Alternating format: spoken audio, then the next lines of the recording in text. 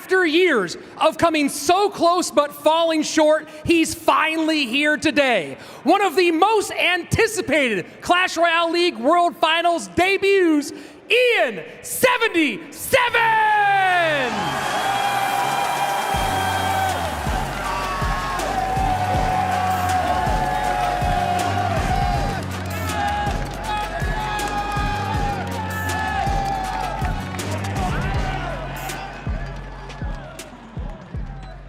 We do have the Chef Tower coming out from Adriel.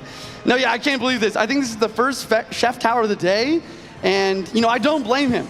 But Ian is so prepared for it. Oh, my goodness. So Chef is definitely going to be a Golem deck, but Ian literally has Evo Valkyrie and Evo Goblin Cage in preparation for this Golem, for this beatdown deck. Okay, so it looks like Ian's taking a page out of Adriel's book using Lava. We'll have to see the rest of his deck, but I believe it's going to be Lava. We could see maybe E-Giant, but with the Arrow Showcase as well, I think we're seeing a Lava versus Golem matchup right here. Lava versus Golem is interesting. I mean, usually, this is, I don't know, I'm not really sure, but basically, the way I look at this is that neither player will be able to break through very easily. Adriel's got the Zappies, the Spear Empress, and the Furnace for air defense, and Ian, on the other hand, with the Evil Valk and the Cage for the Golem pushes, I don't really know. Maybe I'd give a slight advantage to Adriel even. Yeah, I think I have to lean towards Adriel's way, but I mean, really it comes down to, can you use the Evo Cage, get it to work like it needs to? The Bar Barrel early plus the Vine should be able to take it out quickly, and that Golem is full health. That is a wonderful job, and yes, all your support troops are going to be dead, but that's a Golem on tower. We'll take that if you're Adriel. Yeah, he does get quite a bit of because I thought that Cage, getting taken out so early would be a struggle, but that's why they call Spear Empress the mini P.E.K.K.A of the sky, really putting out mad DPS. I didn't know that. I think that's a great name, yeah. That's what I call it anyways. Okay, all right. I'll allow one of those. So yeah, that's your coin's turn for the tournament. Okay, Lava in the back, in the left, and then we see on the right, Adriel with the Golem in the back. So we're going to see two big lanes on either side. Yeah, trying to get that knockout blow. The Golem going on the right side, the Lava going on the left. It's interesting, Adriel played it late. He wanted to defend with the Zappies, plus the Bar Barrel. Beautiful perfection, almost perfection. If that timing would have been just a little bit better, those Skeleton Dragons would have been gone, but instead they follow behind. Wow, and the Lava in front protects and tanks for the Spear Empress. Zappies on defense once again. It's really close game right now. Arrows coming through, and the Lava Bones are trying to chip. I mean, Josh, this is wild. This is insane. It's like two beatdown decks, but really good defense on either side. Yeah, and right there, gets the interaction correct. The Lumberjack goes to town on top of the Empress, and right there, Valk plus Empress, a little push. It's definitely going to be fairly useful. Spirit Empress connects. The crowd is roaring. They know that little amount of damage, it might seem like a little, but that is a huge difference maker throughout a match like this. Yeah, and right there, Adriel playing the Golem first, and then Ian responding same lane. So it's clear that the Lava player wants to go same lane, the Golem player wants to swap, and both players are aware of that. Lumberjack is going to go towards the cage and not to the tower. The vines do prevent the Golem from getting pulled. This Golem is looking like it's going to connect for some mad damage. Ian kind of scrambling to prevent the damage, but he doesn't have enough elixir to go Lava in front here. Yeah, good arrows getting a ton of value, and we see the angry face. This is also why Ian is so appreciated amongst some. Some people don't like it. I love it. Yeah. He is not afraid to emote, not afraid to have fun with it, and right there, showing his anger, but still in this game. Spear Empress from both players. Another Golem push from Adriel trying to extend the lead. We're into triple elixir overtime, and an Evo Valkyrie is in cycle to try to deal with this, but a Vine's taking off the board immediately. Yeah, only gets one swing. We do see the defensive lightning, and it was well timed, but it doesn't feel like you're getting enough value. It feels like Adriel is just totally running away with this. Lava Hound plus Skeleton Drags at the bridge in the other lane. Zappies and Vines plus Bar Barrel is a solid way to defend, and it's looking a little bit like Ian's chances are dwindling. Yeah, 20 seconds left. The Evo Furnace in cycle is always going to help him out. We do see a Lightning. The Rage should be able to help out. 1492, 1142. Ian trying to get himself back to another Lightning. Adriel just going to cycle. Both players at this point, it's either you got the spells or you don't. The Lightning, seconds. Will it drop in the last second? The Zappies, and it doesn't get down in time. Adriel Adriel taking game number 1 by the skin of his teeth. To be fair, I don't think the Lightning would have done enough. Yeah, I don't think so. Whew. I'll look that up tonight. All right, we're ready for day 2. I promise, guys. Wow. So game number 2 underway. Adriel took game number 1, and no way are we going to see another Lava Hound deck. We are seeing the guards and the Valk get cycled, especially the Evo Valk as well. Ian on the other side could be running the Giant Skeleton drill deck that we've seen earlier today. Still a few more cards to go, and there we go. Giant Skeleton in the back by Ian. Interesting. I forget who it was. Maybe it was Adriel. Yeah, I'm pretty sure it was Adriel who won with this Giant Skeleton Evo Ghost deck in his first round. He was playing against Mugi using Hyperbait. So Ian kind of taking a page from Adriel's deck picks, and looks like Adriel doing kind of the opposite as well. Looks like a lava deck. And once again, the Zappies are going to be really strong here. Yeah, I mean, Zappies are just kind of a wonderful surprise. I really enjoy metas that have Zappies in it. I feel like I don't know why. I feel like it's a card that I shouldn't like, but, you know, the stun, 4 elixir, it feels like a healthy meta whenever the Zappies are in the meta. Yeah, I agree. I mean, look at this matchup. I mean, this is going to be a really, you know, kind of grindy matchup of making pushes, defending. We see a nice drill placement from Ian to the back of the tower, and it actually pans out for some solid damage. Yeah, right there. Baby Dragon was actually a great response as well. Zappy's low to be able to take out the Valk plus the Baby Dragon, and still should have a little bit of HP left, especially when he plays the Golden Knight to protect him. And we should potentially see a dash. No, just going to wait just a second and not going to dash. Just showing some patience right here on the grand finals, or the world final stage. Adriel does find a time to go for the lava in the back, and Ian's only air defense, or might just be Zappies. I'm not sure what the last card is going to be, but it has to be another evolution. So I don't know. I feel like once I see it, it's going to be like a no-brainer. There it is. And right there, it is the Evo XC. XC coming down. No Evo in cycle just yet, but this is a pretty big push. We should be able to see what, the Lightning? A NATO. Okay, NATO. Arrows get down a little bit late, but the Lava Pups and Baby Dragon do get on the tower. Adriel getting some big damage, and Ian throwing out his classic good game. He's trying to play some mind games here. El Clasico using the good game. It's not over just yet. Don't believe him, even if he is saying that. Golden Knight on the left with the Evo Exi. I mean, yeah, it's still very possible for him to win this. We saw a similar situation when Adriel's playing this deck. Oh, wow. The lightning arrows from Adriel knowing the tornado comes out was impressive, though. Yeah, tower down to 19-18, but a lot coming down the left lane. Ian going to be forced to respond to that, and now no Evo XE in cycle. So the next lava could put in a lot of work from Adriel. Giants getting the back. Evo Ghost trying to get some value in offense. But the Cage and Baby Dragon do a great job. Adriel continues to apply pressure in the other lane. And honestly, that is the biggest play that Adriel's made this game. You do not want to go same lane versus Executioner deck. I mean, I just wonder if Adriel is somehow a one-trick. Did we not realize that this entire time? He is playing lava absolutely perfectly, but this is a pretty massive push. Exi doesn't shoot on top of the tower like I thought it would, but does get the tower down to 1196. This is a big push. The lava pumps are getting lots of damage as well. We finally see the Golden Knight dash. It's big damage. Ghost doesn't connect, and Ian takes the damage lead for the first time this game with 45 seconds left on the clock. Baby Dragon Splash saved his tower right there. Lightning coming down, 357. Drill gonna go on offense. It's just who can win this game right here. We should be seeing a dash. The guards do protect it. Oh my God. 273. The arrows come down in time. He does protect the tower. 145. The Giant Skelly doesn't hit. The Lightning. The Cage gets the Lightning block. The Executioner. Can he protect? He does. Adriel gets it. Adriel gets it.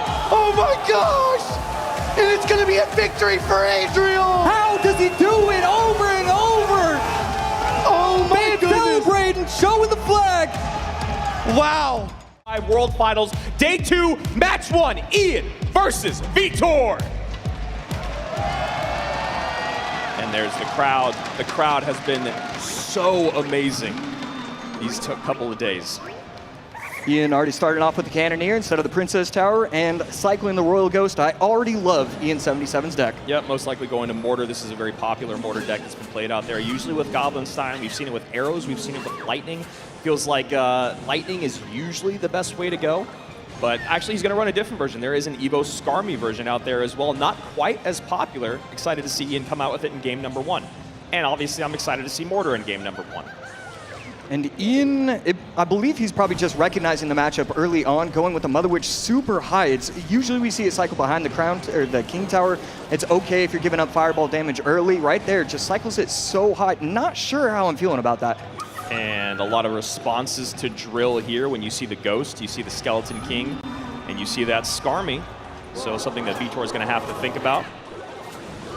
Activates the ability with the Skeleton King, trying to take out the Berserker, and will just about do that. The Cannoneer should be able to take it out cleanly, and it does. Wow, and the surround not done perfectly. Fire Spirit, though, comes out for Vitor to clean up that Skarmy, but we do have a lock here. And you can see Ian taking a look up going, all right, buddy, here we go. Yeah, just because you aren't ready doesn't mean I'm not ready. And there we go, Cannoneer takes out the left side perfectly. Evo Snowball going to get a lot of damage. And now all of a sudden, Vitor takes the lead. Yeah, back to, or already cycled to that very first Evo Snowball, throws it on top of that Skelly King. Ian has to take some damage to give some and finds himself, I mean, technically in about the same, or a little bit in the lead, right? It's about a 400 HP difference when those towers start. Yeah, it's always weird talking about who's in the lead, who isn't. Right there, activates the ability, 3 Elixir for Vitor, and he's going to get the Snowball off. Evo Ghost, Mother Witch is going to retarget. Mother Witch retargets on the piggies. Skellies to make piggies, excuse me, and that tower is down below 1,000 HP already. 50 seconds remain in regulation. Yeah, and now he has the Evo Skarmy in cycle as well. Miner going to go on top of the Crown Tower, and he's probably going to be able to Vines once again. Yep. So Vitor needs to think of an answer, and he will. Those Vines, they really can catch you off guard. We saw it happen yesterday to Sam, where one Evo Skeleton got away. Sandbox pulls the trigger on the Vines last second. That's GG, well played. Right now, Ian using the Vines to his favor. 5:17 remains on Vitor's tower. Only 20 seconds remain in regulation. Yeah, and Vitor's making it way too easy to defend with the Skeleton Kings. He's stopping the Drill, plus the Berserker, plus the Fire Spirit, and still being able to get offensive pressure with it. Vitor needed to set up differently on offense, and that's why Ian is in this lead. Ian drops the Minion Horde. Last card out. Only spell he has. Oh my goodness, it locked. And it locks. 104. Not enough, but a Miner plus some Vines is going to bring it pretty dang close. Ian needs to catch it. Is Vitor going in with the prediction Vines? He's not going to be able to defend. Forces out the Evo Snowball. The Fire Spirit is down. It doesn't matter. It's over. And you can see Ian looking at the crowd over and over throughout the game, feeling the energy from the room. Can he move on in the lower bracket, or will Vitor push this to a game 3?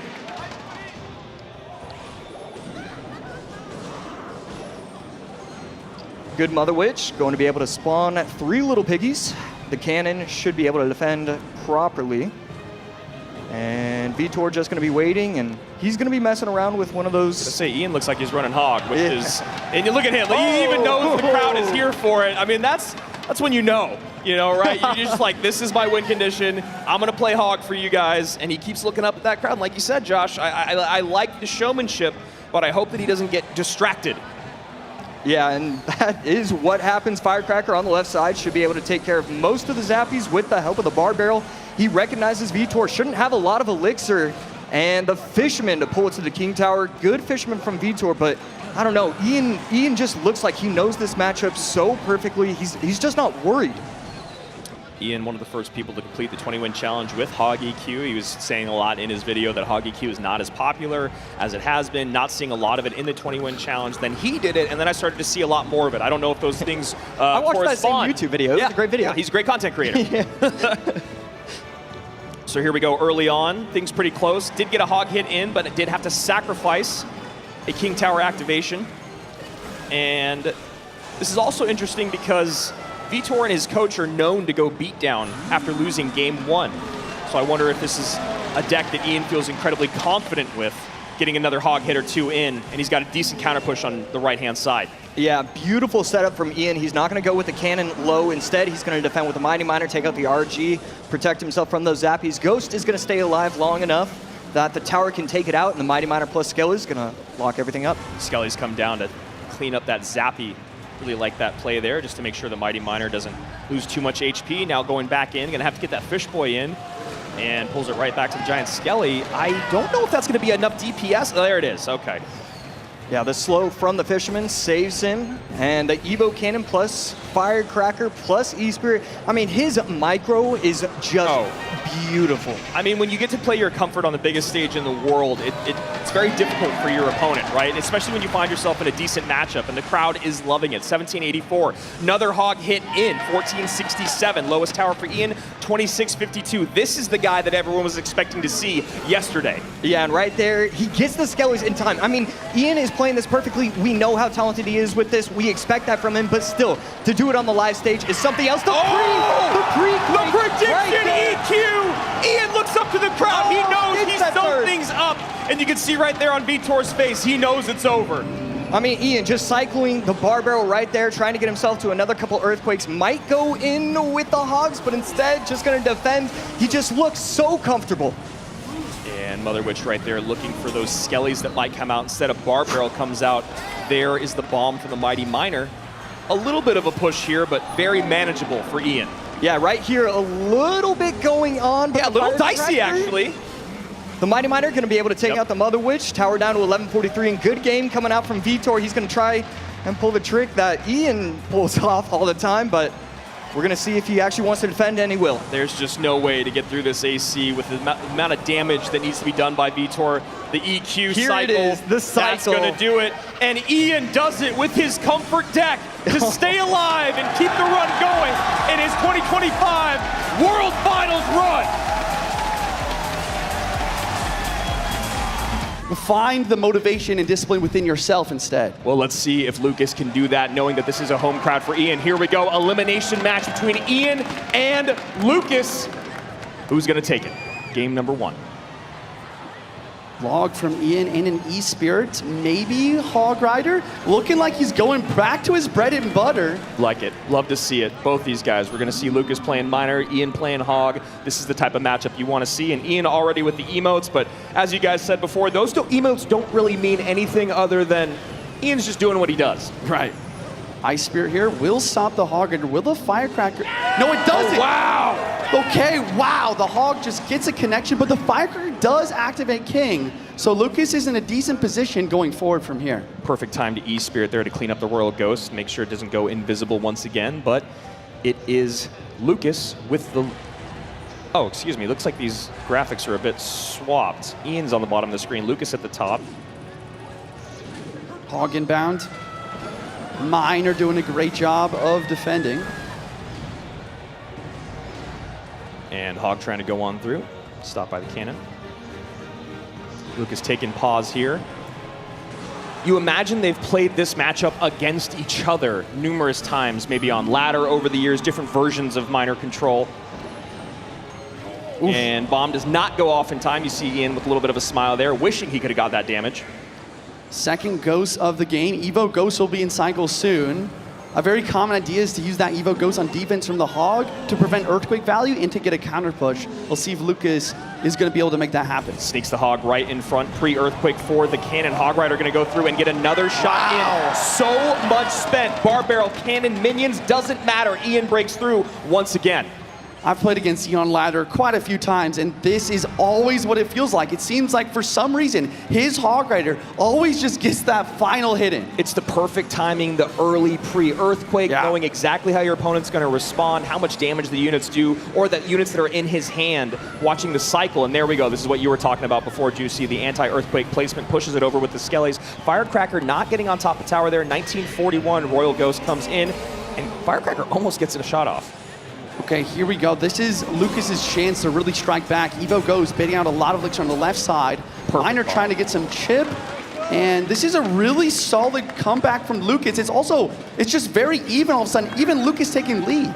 Yeah, I mean, I think Ian's recognizing that Lucas is going to be able to defend as more Elixir gets at his disposal. It's going to be so difficult to catch those miners over and over again, especially with that Mighty Miner. Sometimes you want to use it to protect the hogs. Sometimes you need it defensively, as you can see right here, using it to protect that Firecracker. Yep. So now the Miner going to be just a little bit harder to pick up. And another Firecracker on the board, followed by another Hog. The Firecracker does not get hit by the Evo Cannon, but the Hog Raider push is successful in preventing too much damage. And there you go, Miner poison right off the gate. Doesn't have the ability to drop Skellies. Is Ian here? Lucas is taking the damage lead a little bit farther, and Ian knows this is a tough spot to be in. Lucas getting a great deck pick here. Again, coachless.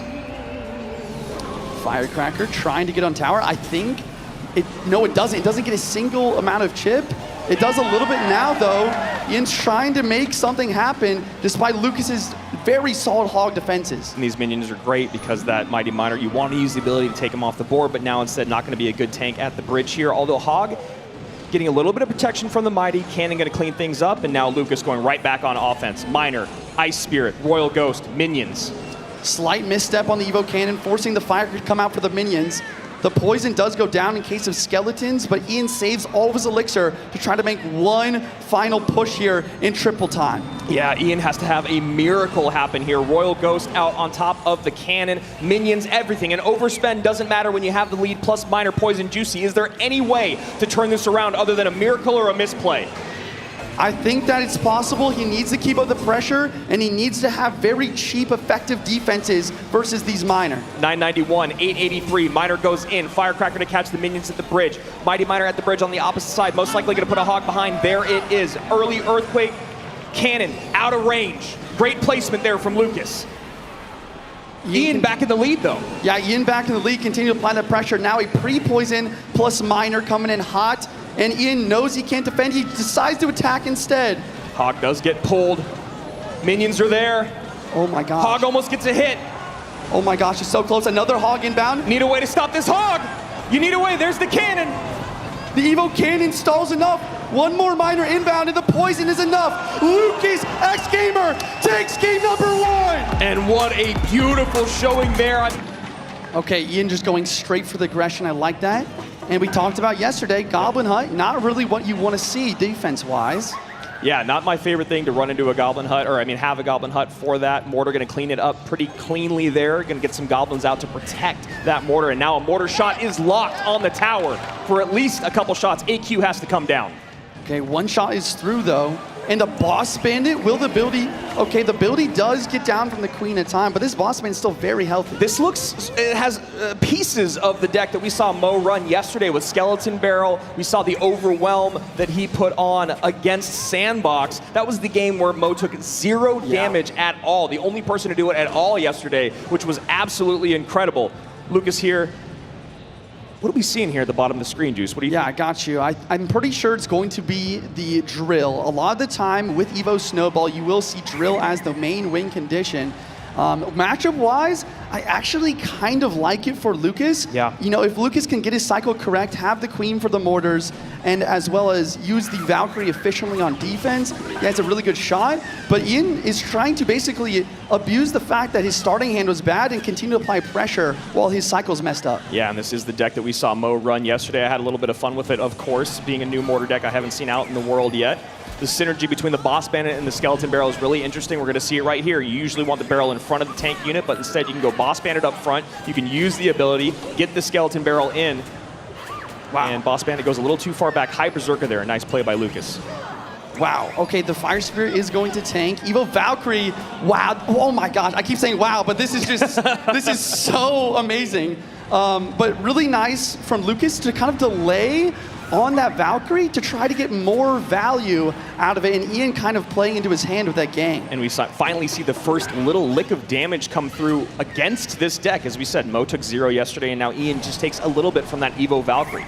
And Evo Snowball is in cycle, so we are going to see that front drill placement, but Ian is on top of it. He waits, plays the Barbell instead, and prevents the Evo Snowball from getting any value. I mean, Juice, that's a situation where you just got to hover, right? I mean, I know you want to predict, but then if you predict with the Evo Snowball, that's worse than having to use it on defense.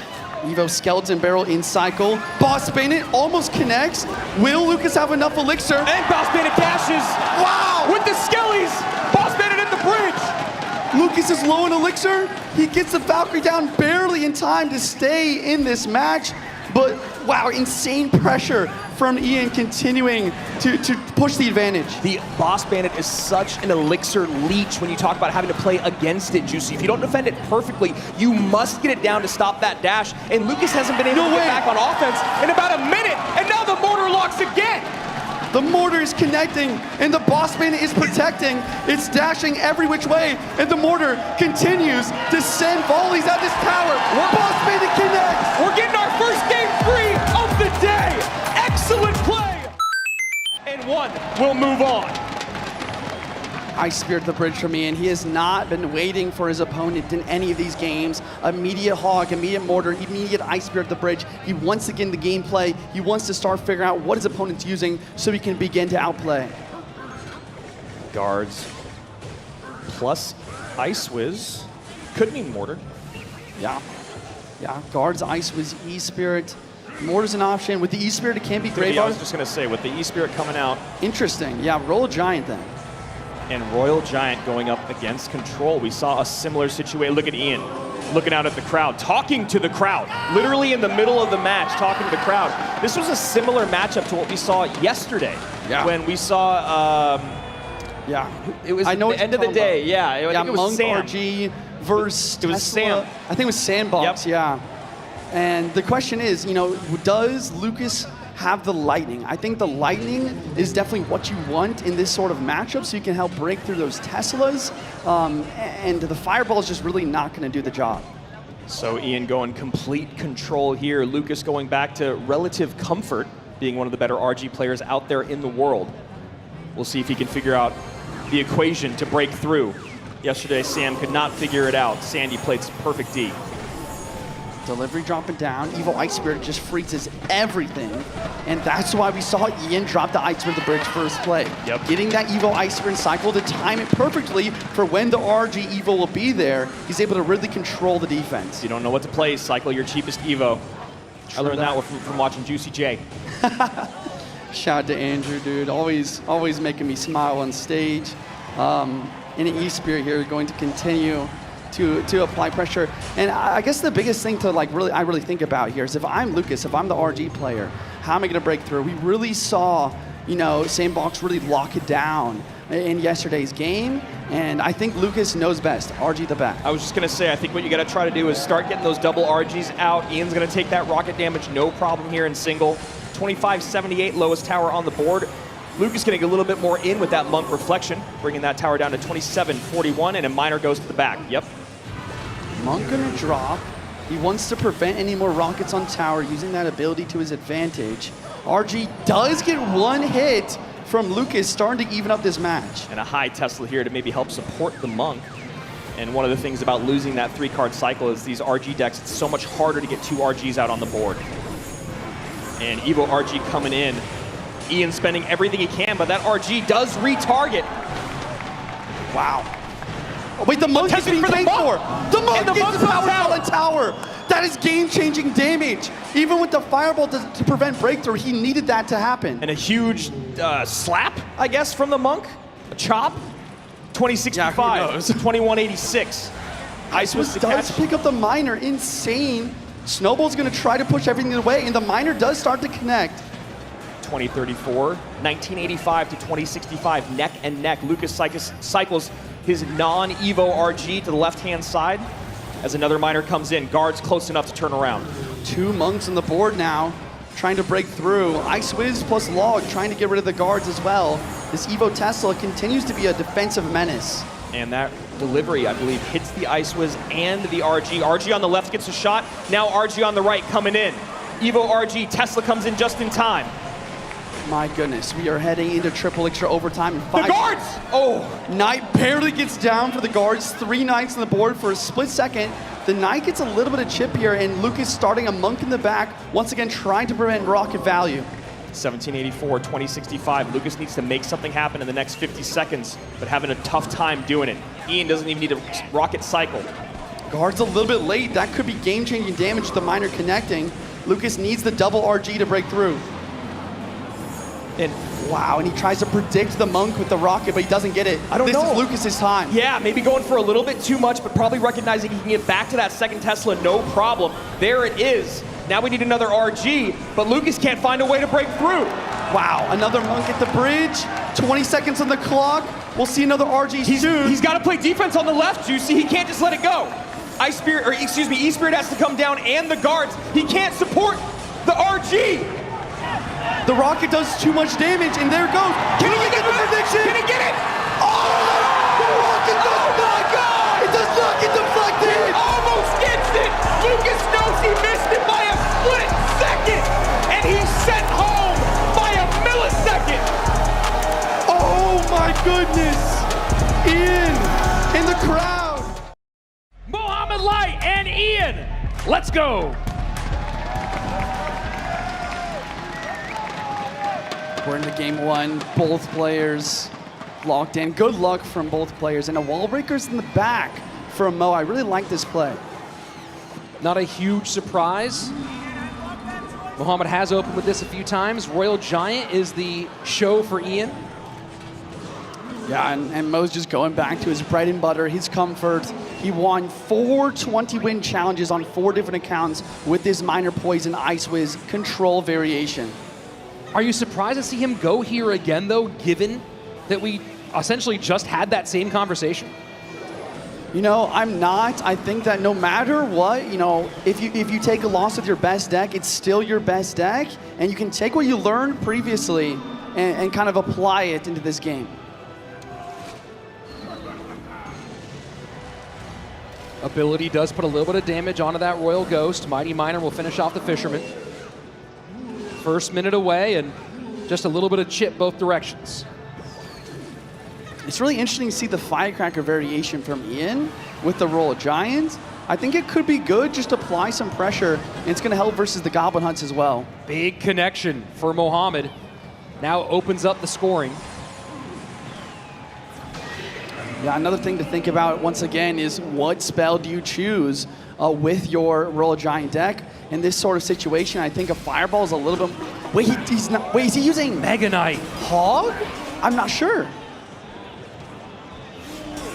What a fascinating choice. The MK here. I kind of like it though. The Mega Knight historically does really, really well versus these ship-type decks, able to defend and counter push with that big 7 elixir card. Wait! And another connection for Mohamed. Oh my goodness, not only getting damage on tower, but also taking out the Firecracker, preventing the counter push. Ian is really showing to start a little bit of his nerves. We have not seen a ton of Mega Knight here. You see Ian with the oh no goblin emote. Classic Ian trying to get into his opponent's head. I talked to a few players. A lot of them are saying that they always mute emotes when going against Ian, just to try to prevent that sort of mind games. Wall breakers don't get through this time. Evo Mega Knight not able to take care of the hut. And now Mohamed Light starting to put on the pressure. Evo breakers coming in from Mo on the left-hand lane. No Barbarrel and Cycle. That's Wow. double Evo wall breaker connection. Oh my goodness. Double hut down. Regular Mega Knight into a Mighty Miner. I really like the use of the Goblin Hut to pull the Fisherman in to allow the Mighty Miner to do work on those Mega Knights, but here comes the Evo.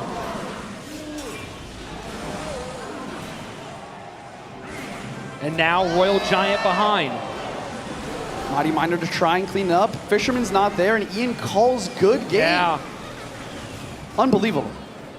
I mean, what an absolute shutdown defense that was. You have the hut obviously is causing so much trouble for Ian. But then you have the Evo Skellies just completely devastating all of that push. And Ian knows that it's going to take a miracle to get game number 1. Mega Knight built up in the back once again, but the Barb does get one hit. I wonder if Ian needs to get either 2 Royal Giants or maybe even 2 Mega Knights on the board and triple elixir to make this happen. And he's still eating wall breakers. Really nice Mighty ability.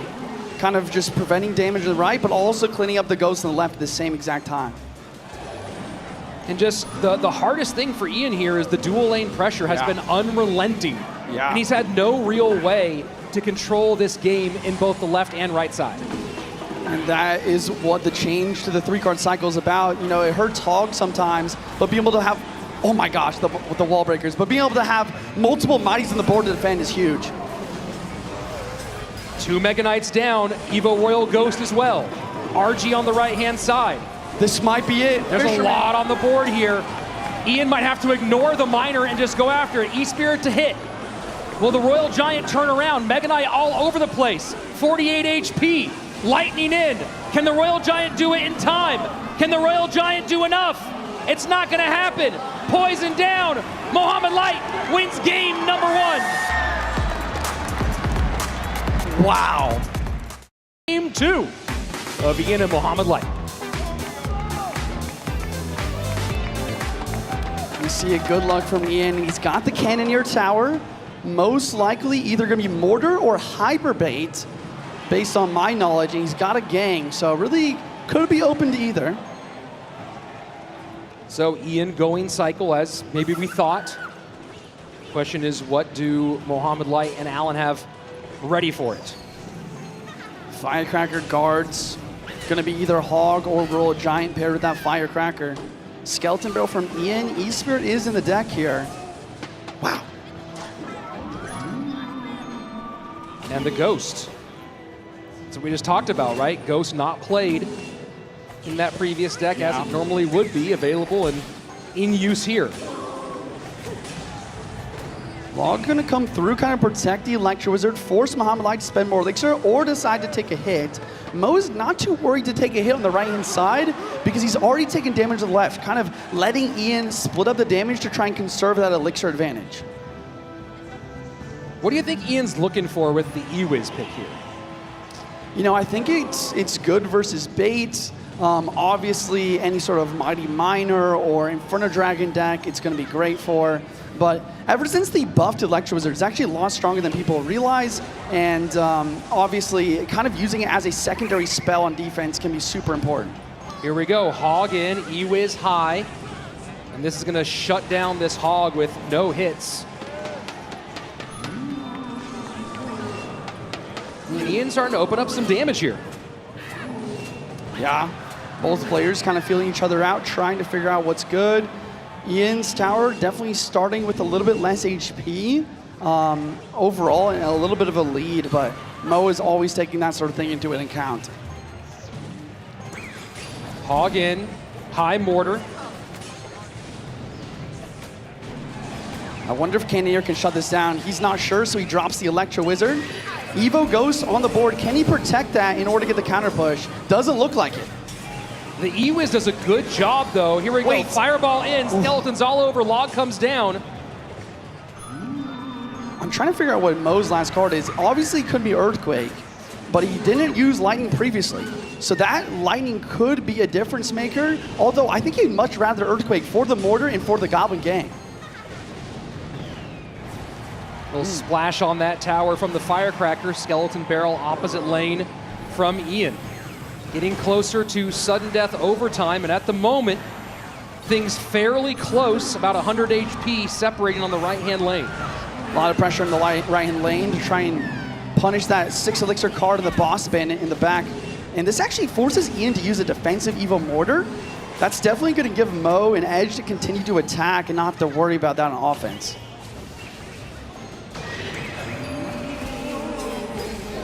And Evo Ghost right onto the Boss Bandit, but Ghost gone.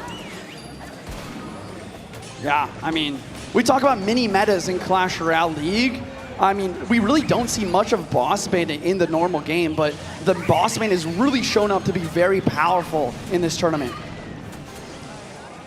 And the combination of the Cannoneer and the King Tower able to work together and support these troops, doing a good job so far as Ian from keeping these Hogs from connecting.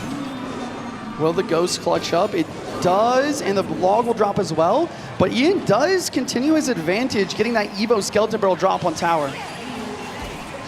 Some chip damage there Ian didn't want to take. Goes Mortar opposite lane again. Hog down. Pre-log? And that pre-log is huge. Wow. Huge hits from Cycle. This might be Ian's chance to make it to game 3. Mortar cannot connect. Lightning in the clear. Lightning really cleans up and gets damage on the Princess Tower. Sorry, the Cannoneer Tower on the right. 1483, 1694. This battle has become about the right-hand side. Fireball Cycle puts this within 4. Log takes the lead for Ian. Tesla does pull the skeleton. The Fireball is in, but the Lightning goes as well. Fireball trying to create the connection here. Is there a mortar? Is there an E-Wiz? Can he stop it? Oh my word! Mohamed Light holds on and wins it by 42 HP.